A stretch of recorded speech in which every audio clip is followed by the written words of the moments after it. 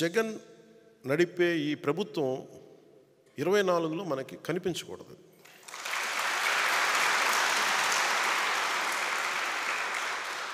నాకు వ్యక్తిగతంగా జగన్ గారి మీద కక్ష లేదు, నాకు వైఎస్ జగన్ గారి మీద. కానీ ఆయన విధానాలు కానీ ఆయన ధోరణి కానీ ప్రజల్ని ఇబ్బంది పెట్టేవి, రాష్ట్రాన్ని అప్పుల పాలు చేసేవి, అప్పులకి దగ్గర చేసేవి, అభివృద్ధికి దూరం పెట్టేవి ఆయన పథకాలన్నీ. శాంతి భద్రతల్ని పరిస్థితుల్ని అసలు చేతుల్లో లేకుండా విపరీతమైన శాంతి భద్రతల సమస్యని సృష్టించిన వ్యక్తి. ప్రజాస్వామ్యంలో ఎవరికైనా ఒక తప్పు జరిగితే నా అభిప్రాయం చెప్పుకునే హక్కు ఉంటుంది. అసలు నువ్వు అభిప్రాయమే చెప్పకూడదంటే అది భగవంతుడు ఇచ్చిన హ్యూమన్ రైట్, అది నా హక్కు, అది నా వాక్. నిన్న పాస్టర్ సోదరులు కూడా వచ్చి మాట్లాడుతూ ఉంటే ఏదో మాట్లాడారు, గతంలో మీరు ఈ మాట అన్నారు, మమ్మల్ని ఇబ్బంది కలిగించింది మా వాళ్ళకంటే, మీరు ఖచ్చితంగా ఇంత ప్రేమతో వచ్చారు, మీరు నన్ను తిట్టాలనుకుంటే సంపూర్ణంగా తిట్టండి, నేను భరిస్తానని చెప్పాను. నాయకుడి ముఖ్య లక్షణం తిట్లు భరించడం కూడా. కేవలం మెచ్చుకోవడాలు ప్రైజెసే కాకుండా ఒక నాయకుడి తాలూకు కీలకమైన లక్షణం తిట్లు తినటం, విమర్శ తీసుకోవడం కూడా అవసరం అవ్వాలి. అలాంటిది ఒక ముఖ్యమంత్రికి ఏ స్థాయిలో ఉండాలి. నువ్వు ఎవరు పడకూడదు, ఎవరు ఎదురు తిరగకూడదు అనుకుంటే ఇది రాజరికం కాదు జగన్, ఇది ప్రజాస్వామ్యం, ఇది జగన్ స్వామ్యం కాదు. ఇది ప్రజలు ఎదురు తిరుగుతారు, మాట్లాడతారు, విను, భరించు. పద్ధతులు మార్చుకుంటే మార్చుకోండి. ఏ రోజు ఈ వ్యక్తి లైవ్ ఒక మీడియా వారితో మాట్లాడలేడు, ఒక ప్రెస్ మీట్ చెప్పలేడు, ఒక ప్రెస్ మీట్ పెట్టలేడు అతను. అరేంజ్డ్ ప్రెస్ మీట్స్ తప్ప.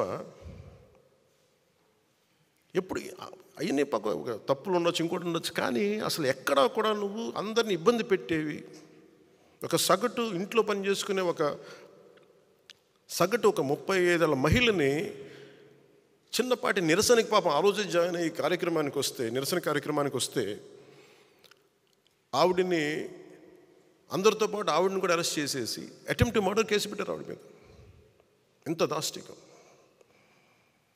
అంబేద్కర్ గారి విగ్రహం ఒకవైపు పెడతారు, ఒక దళితుడిని చంపేస్తే వాళ్ళ శవాన్ని ప్యాక్ చేసి ఇంటి ముందు డోర్ డెలివరీ చేస్తే ఆ వ్యక్తిని ఊరేగింపిస్తారు వైసీపీ నాయకులు. నాకు ఈ రెండింటికి పొంతన కుదరదు. నీకు ఈ గౌరవం ఉన్నప్పుడు ఈ వ్యక్తికి శిక్ష పడాలి, ఈ వ్యక్తి రక్షింపబడాలి. 23 దళిత బంధు పథకాలు వాళ్ళకి తీసేశాం. అంబేద్కర్ గారి విగ్రహం పెట్టి అవి పెడితే అప్పుడు కదా ఆయనకి నిజంగా నివాళి. ఇవేమో విగ్రహం పెట్టేసి ఇది వదిలేస్తే మరి ఎవరికి ప్రయోజనం అది? సో నాకు ఇలాంటివన్నీ 1 కాదు 2 కాదు. పాపం డాక్టర్ సుధాకర్ అనే వ్యక్తిని, మాస్కులు లేవు కరోనా టైంలో ఉంటే, అతని మీద పిచ్చోడిని చేసి చచ్చిపోయేలా చేశారు అతన్ని. 1, 2 కాదు ఇట్లాంటివన్నీ. ఆంధ్రప్రదేశ్ అత్యధికంగా దళితుల మీద దాడి జరిగే రాష్ట్రంగా పేరు వచ్చింది. ఎక్కువ ఫాల్స్ ఎస్టీ అట్రాసిటీ కేసులు ఆంధ్రప్రదేశ్లో బుక్ అయినాయి.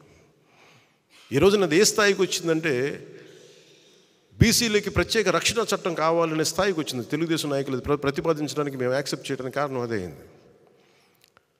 ఒకవైపు దళితులకి న్యాయం జరగట్లేదు, ఫాల్స్ ఎస్టీ అట్రాసిటీ కేసులు పెడతా ఉన్నారు. ఇంత అల్లకల్లోలంగా ఉదాహరణకు చెప్తున్నాను. అలాగే ఈ వ్యక్తి ఏ మాట ఒప్పుకోడు, మాట ఇస్తాడు. నేను మద్యపాన నిషేధిస్తానని చెప్పి వచ్చిన వ్యక్తి సారా వ్యాపారం అయిపోయాడు. ఇతను ముఖ్యమంత్రి సారా వ్యాపారం మనం అర్థం చేసుకోవాలి. ఇట్లాంటివన్నీ 1, 2 కాదు 30,000 మంది ఆడపిల్లలు అదృశ్యమైపోయారు.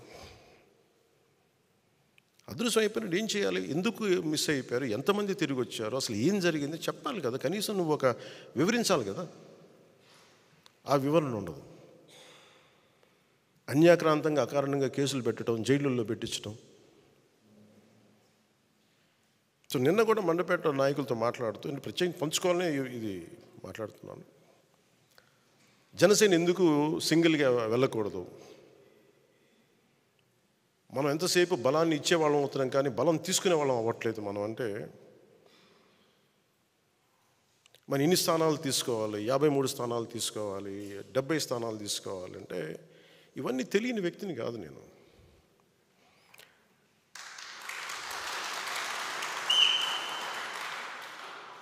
మనోడికి అసలు ప్రాక్టికాలిటీ తెలియదు, వీధుల్లో తిరగడు కాబట్టి, జనంతో తిరగడు కాబట్టి అసలు మనం ఏమనుకుంటామో తెలియదు. మీరు ఏమనుకోకపోతే తెలియకపోతే నేను రాజకీయాల్లోకి ఎందుకు వస్తాను?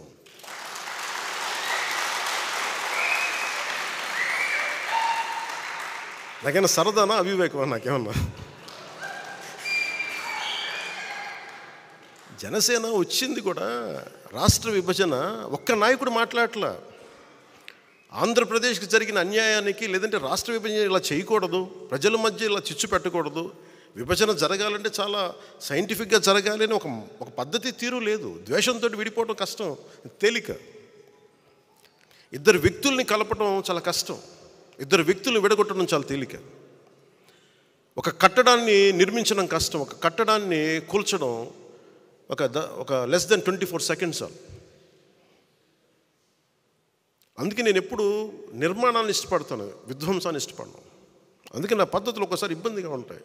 గొడవలు పెట్టి నేను అంత ఈజీగా గొడవలు పెట్టుకోను. కష్ట నష్టాలు తెలుసు. ఎందుకు ఒక్కడనే మనం వెళ్ళలేదని అనడానికి కారణం, అసలు ఎందుకు ఈ మాట చెప్పారు వైసీపీ? నేను మాట్లాడుతున్నప్పుడు వైసీపీ వ్యతిరేక ఓటు చేయకూడదు అనటం వల్ల మీకు టీడీపీ పార్టీ బతికేసింది, మీరు జైలుకి వెళ్ళి చెప్తే వాళ్ళు బతికేశారు, మేము నలిగిపోతున్నాం అంటే. నాకు కనుక 2019లో నాకు సలహాలు ఇచ్చేవాళ్ళందరూ, నేను 153 స్థానాల్లో పోటీ చేయించాం. 30-40 మంది కనుక నన్ను ఎమ్మెల్యేలుగా గెలిపించుంటే ఈరోజు సంపూర్ణ హక్కు ఉండేది. 30-40 మంది పక్కన పెట్టండి, కనీసం నన్ను కూడా గెలిపించలేకపోయారు. కనీసం నన్ను గెలిపించున్నా కానీ బాగుండేది. 30-40 స్థానాల్లో పెట్టి కనీసం నన్ను గెలిపించిన ఒక్క సీటు నాకు గెలిచిగా నేను ఎల్లుండుంటే, అప్పుడు నీ కోసం నిలబడ్డాం, అందుకని ఈసారి నువ్వు ముఖ్యమంత్రి స్థానం అడగండి, ముందుకు వెళ్ళకూడదు పొత్తానంటే అప్పుడు నేను వింటాను సంపూర్ణంగా. నువ్వు ఏమి మనకు రిజల్ట్స్ చూపించకుండా ఎట్లా అడుగుతావంట? రిజల్ట్స్ చూపించకుండా ఎలా అడుగుతాం? ఈరోజు మన అందరితోటి మర్యాదగా మాట్లాడుతున్నారు, గౌరవిస్తున్నారు కేంద్ర ప్రభుత్వం అంటే. 18 లక్షల ఓటు పైచిలుకు మనం సంపాదించగలిగాం మనం పోయిన ఎన్నికల్లో. అది 6% ఓటు. అది మనం ఇంట్లో వాళ్ళు నిలబడితే మన ఇంట్లో వాళ్ళే ఓటేయరు. అలాంటి వ్యక్తులు బోల్డంతమంది ఉన్నారు ఇక్కడ. కన్విన్స్ చేయలేం, ఒక లక్షల మందిని కల్పించి కన్విన్స్ చేయలేం మీరు నాకు ఓటు వేయండి అని. ఒక విషయం మీద ఆర్గ్యుమెంట్ చెప్పాలి. ఇది ఎందుకు రైటు, ఇది ఎందుకు సరైంది, ఇది ఎందుకు సరైంది కాదని చాలా స్పష్టంగా చెప్పగలిగేంత ఎబిలిటీ ఉండాలి. Convincing ability, debate ability, negotiating ability. నేను దశాబ్దం పాటు నలిగి అవమానాలు పడి పిచ్చిగా మాట్లాడుతున్నా, అన్నీ దేనికి భరిస్తాం? ఇవన్నీ ప్రజలు బాగుండాలి మనకి. ఒకసారి ఒక ఎమోషనల్ గుడ్డిగా నమ్మేస్తాం మనం అందరం. అవన్నీ మారాలి. ఇవన్నీ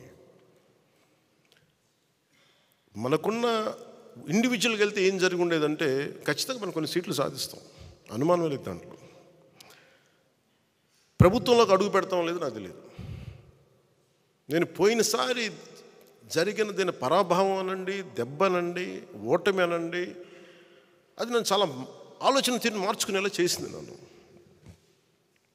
పోనీ జగన్ అనే వ్యక్తి కూడా తెలుగుదేశాన్నే టార్గెట్ చేసి మనల్ని వదిలేస్తే మేబీ ఒంటరిగా పోటీ చేసేవాడిని ఏమో.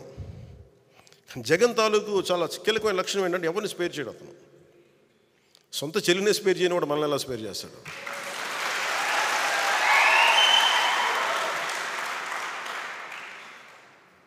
అతనికి ఈ రోజున వైసీపీ నాయకులు కూడా చెప్తున్నారు, ఊరంతా శత్రువులు పెట్టుకున్న వ్యక్తి నాయకత్వంలో పనిచేస్తూ ఉన్నారు, జాగ్రత్త.